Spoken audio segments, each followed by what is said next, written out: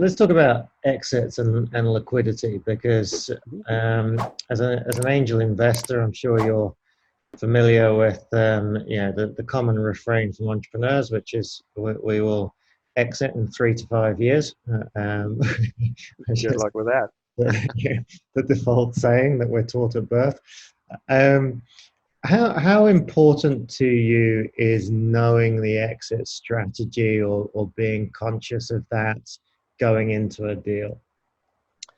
Honestly, I don't pay much attention to that.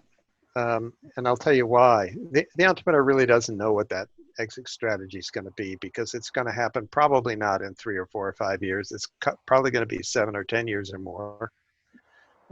When there are early exits, typically they are not particularly attractive exits.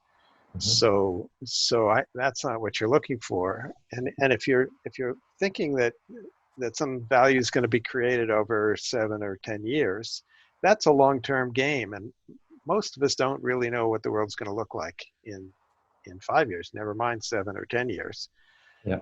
So my view is, if you build a business that turns out to have real value and delivers great stuff for consumers and has some barriers that can protect you at least for a while from competitors, and over time can grow, I don't care much whether eventually we exit with an IPO or we exit with a trade sale, or the entrepreneur, gets to a point where he says, this isn't big enough to be an IPO, and maybe it's not going to be a trade sale, but I'd love to just run this myself for a long time, and I want to buy my investors out. So there are lots of ways to get out, and maybe I'm different than other investors, but I don't think that's particularly critical on day one. Right.